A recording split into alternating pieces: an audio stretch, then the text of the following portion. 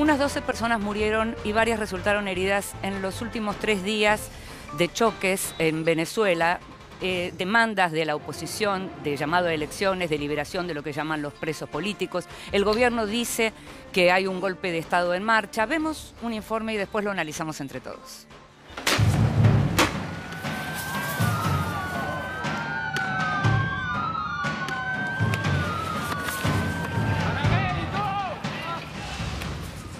Lejos de resolverse, la crisis política venezolana, que se manifiesta con dramatismo en las calles y se ahonda con protestas, incidentes y muertos, profundiza sus divisiones con cada hora que pasa.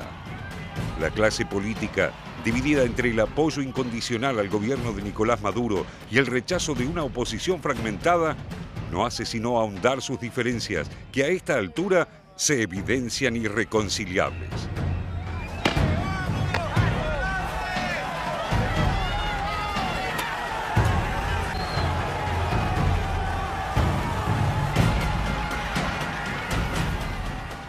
La oposición asegura que Maduro encabeza ya una dictadura y busca sacarlo por diferentes caminos, sea un referéndum constitucional o el llamado anticipado a elecciones. Todos intentos bloqueados por la actual administración.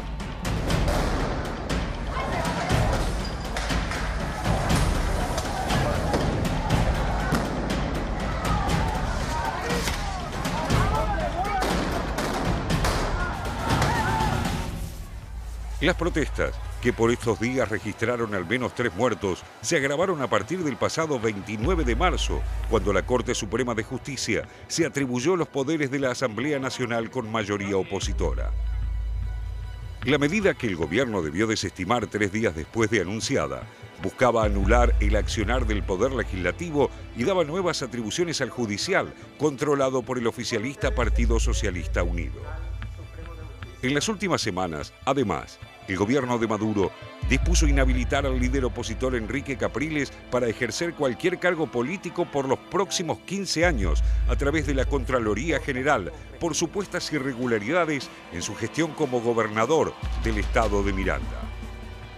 En medio de ello, el presidente asumió un tono desafiante, llamando vándalos y terroristas a quienes manifiestan en su contra.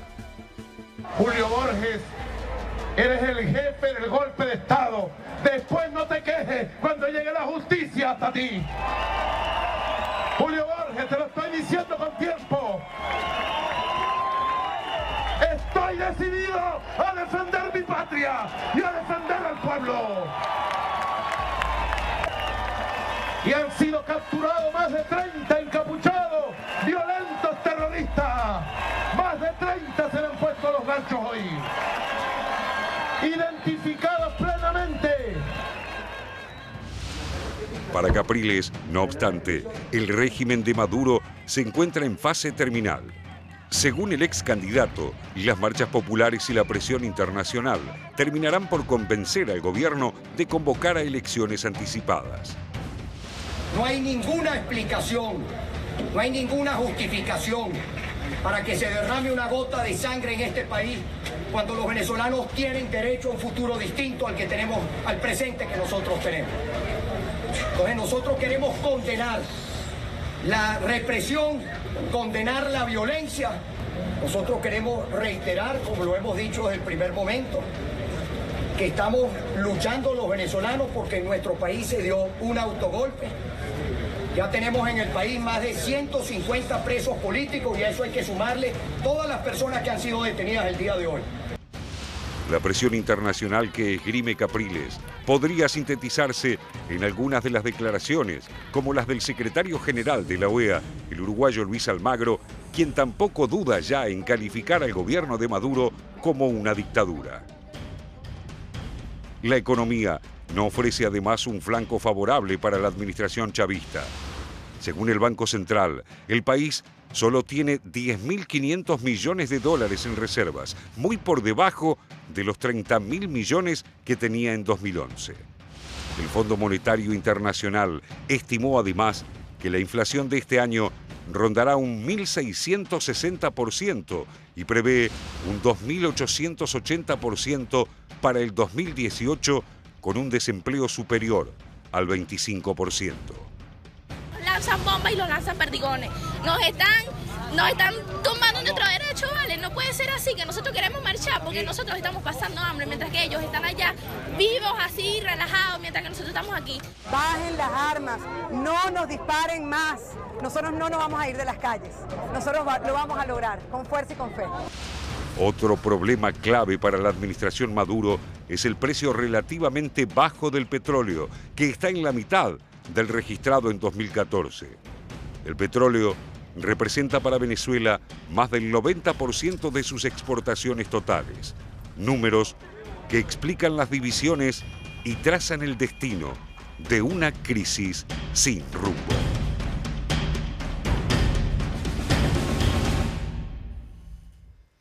No solo nosotros tratamos el tema de Venezuela prácticamente todas las semanas en nuestro noticiero internacional, es noticia en todo el mundo y lo que uno ve permanentemente con la gente en la calle, con los diferentes tipos de reclamos, hay como una suerte de ruptura de lo que se llama habitualmente en ciencia política el contrato social, ¿no?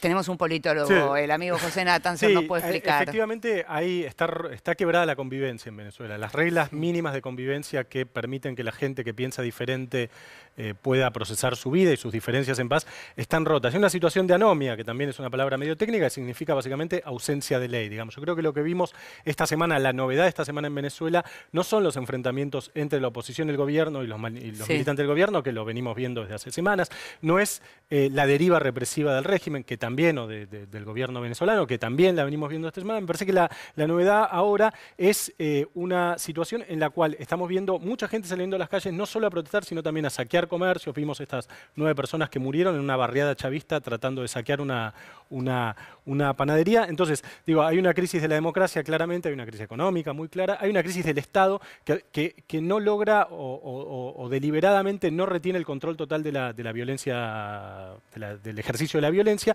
porque ha reprivatizado el Estado chavista parte de esa violencia a gente que forma bandas y que dispara a manifestantes. Esto ocurre de los dos lados, digamos, ¿no? Entonces es un Estado que no logra mantener el monopolio de la violencia física legítima, que sabemos que es la principal función del Estado en cualquier sociedad, digamos. Venezuela es el país con más armas personales per cápita del mundo. Es decir, hay una violencia que cruza la sociedad, que va más allá de la violencia política, que en parte la explica, digamos, y que me parece que es un poco lo que estamos viendo ahora, ¿no? Sí, pero te escuché decir, dijiste régimen, después dijiste gobierno. Sí. Y ya que estamos... Lo cual, evidentemente, no sé cómo definirlo. Eso te iba a preguntar. Sí. ¿Cuándo pasa a ser un gobierno un régimen, digamos, para lo que... La pregunta es cuándo un gobierno democrático se convierte en una dictadura, para decirlo de manera clara. De pronto la palabra dictadura también es algo que viene siendo observado incluso desde la izquierda antichavista en Venezuela. Cuestionan que desde afuera se lo llame dictadura porque dicen que es algo diferente. No, yo no estoy de acuerdo con la denominación de dictadura. Sí creo que es evidentemente un gobierno o un régimen que tiene un componente autoritario fuerte que se ha ido acentuando. Yo siempre lo he repetido algunas veces. Desde mi punto de vista, la diferencia central entre una democracia y una no democracia son las elecciones. En el momento en que hay elecciones y esas elecciones son limpias, se puede empezar a hablar de democracia, aun cuando es una democracia con componentes autoritarios. En Venezuela hubo elecciones, ganó Maduro, fueron las últimas elecciones. Las están negando ahora. Bueno, pasaron para este año las elecciones estaduales y no no se dio el plebiscito porque el gobierno hizo todo lo posible por evitar el referéndum revocatorio. Ahora, veamos qué pasa cuando son las presidenciales en el 2018. ¿No? Primero preguntémosle a Raúl de la Torre, porque venimos en esta misma dirección y lo que estamos diciendo es, no convocaron a elecciones, tenían que convocar y no convocaron. Y lo que dice José es interesante, porque si las elecciones son como uno de los signos para pensar una democracia, ¿cómo calificaríamos en este momento la situación en Venezuela? No, a ver, evidentemente es una situación de anomalía absoluta, digamos. Es una democracia absolutamente imperfecta, no se cumplen los términos, como decías, de la elección estadual. Yo creo que de todas formas en este punto, a partir de las definiciones de algunos miembros del gobierno, como el vicepresidente Aizami, dentro de la convocatoria al diálogo que está haciendo, yo creo que en las próximas semanas va a salir la convocatoria a las elecciones estaduales, es decir, la de 23 gobernadores, Sí. creo que son, que se eligen. Sí. De todas formas, digo, es una democracia imperfecta. También del lado de la oposición hay sectores claramente golpistas, no todos, pero hay sectores que están buscando voltear al gobierno a través de estas manifestaciones, inclusive con un grado de violencia que me parece también incitada. Digamos, esta oleada en las calles que da la oposición es la tercera que se da en 4 años. No fue la más violenta fue la primera, la que encabezó Leopoldo López, que provocó más de 280 edificios incendiados o edificios públicos, me refiero, saqueados, más de 40 muertes que se le adjudican la responsabilidad a López, por eso está condenado. Por eso está en la cárcel.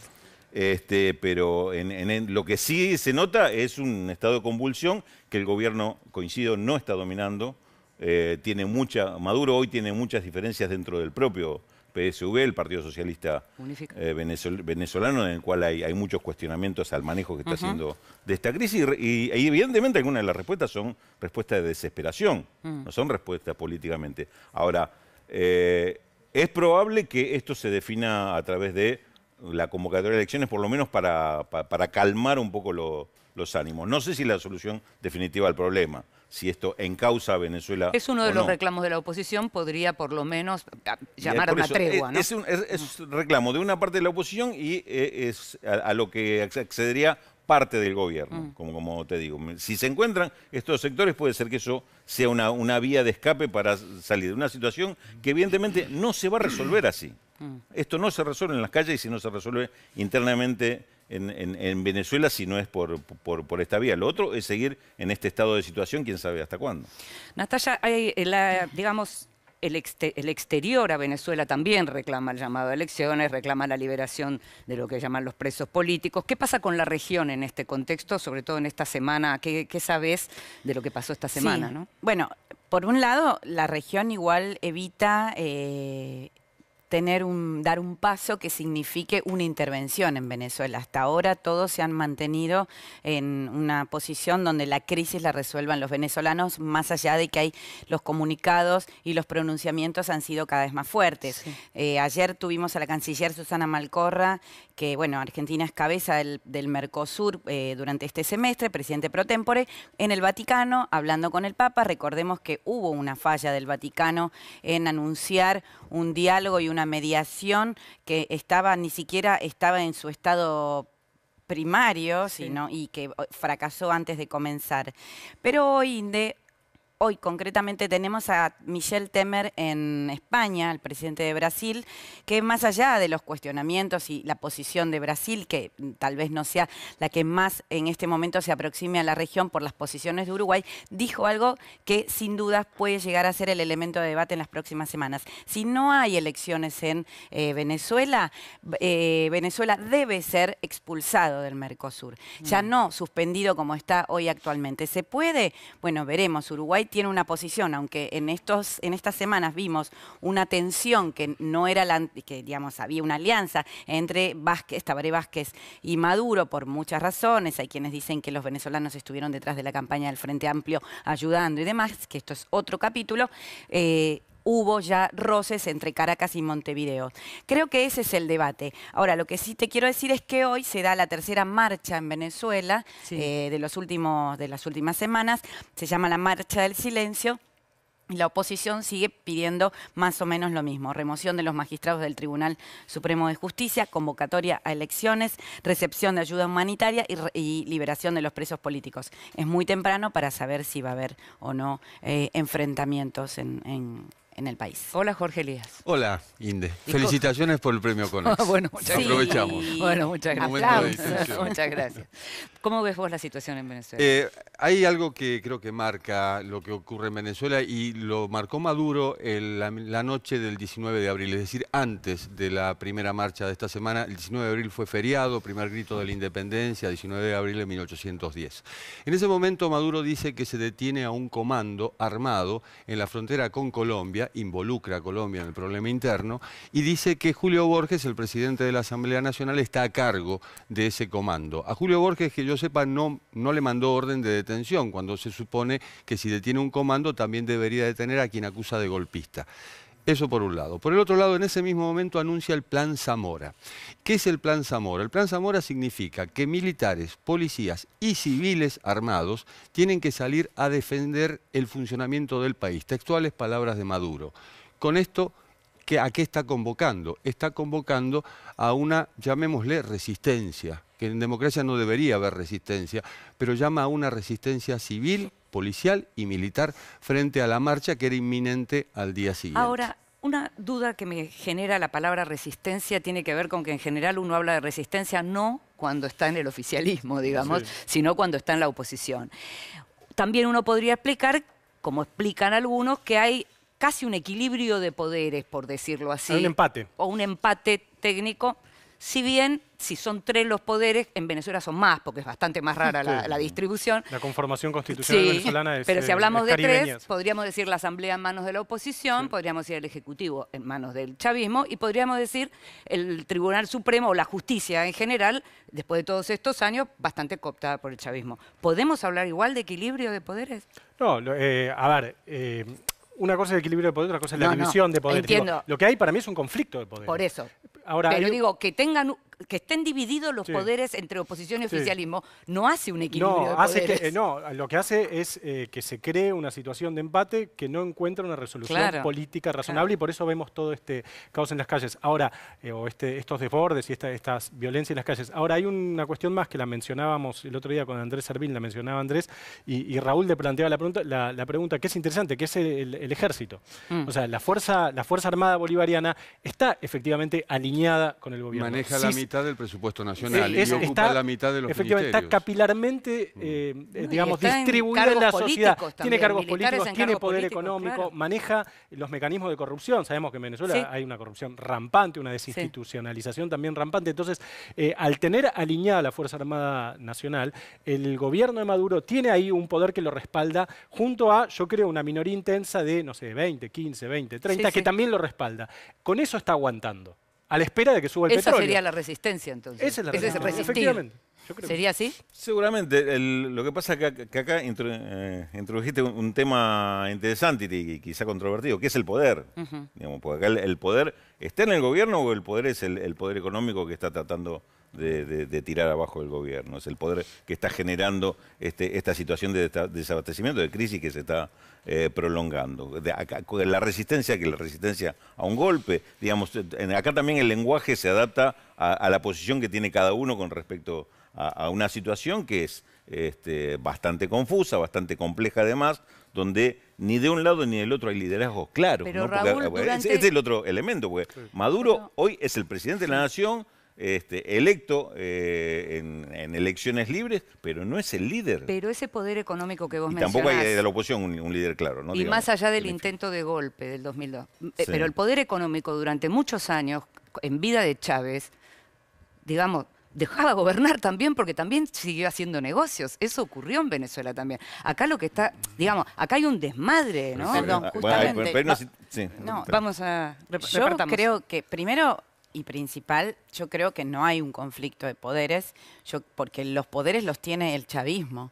O sea, el chavismo controla... La asamblea no tiene el chavismo, la asamblea es opositora. Pero la ha usurpado prácticamente y ha anulado gran parte de sus posibilidades legislativas al punto tal que tuvimos hace unas semanas una anulación de las facultades del Parlamento. Fue un avasallamiento absoluto de parte del Ejecutivo que, digamos, la marcha atrás por parte del Tribunal Supremo de Justicia fue casi una medida extrema ante la situación internacional que se había generado.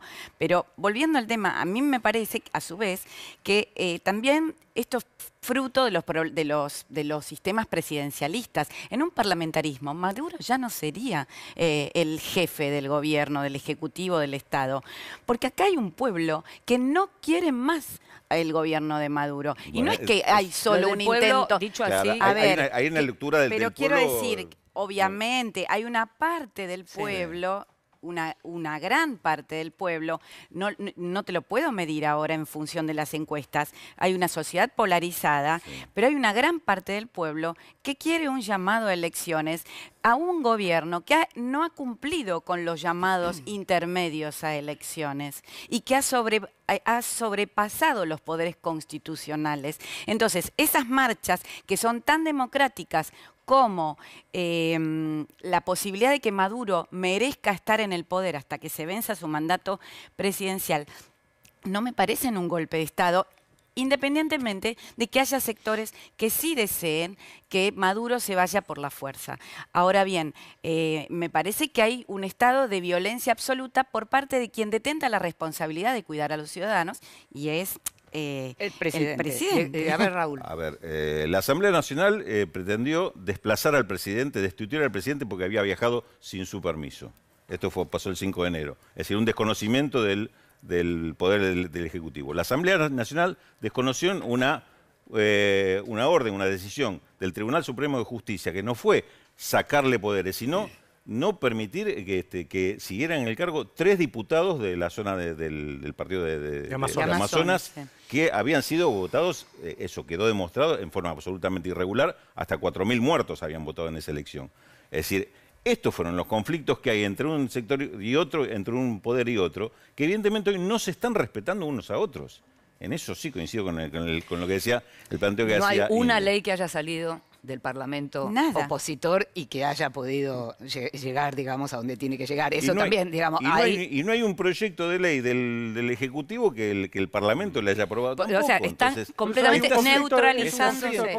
Hay una guerra civil. También hay un modelo que se agotó, el modelo de la regaladera, es decir, del petróleo, el petróleo alto, la posibilidad de manejar no solo los sostenes del Estado, sino también determinados intereses en el exterior, Petrocaribe y demás, con petróleo subsidiado. Eso ya no existe, y de repente también la respuesta de parte de un país que vive del petróleo y que tiene riqueza interna, y esta misma semana desplaza, por ejemplo, a General Motors, después de haber sacado a Ford del país también y a otras compañías multinacionales. Ahí sí yo no lo entiendo.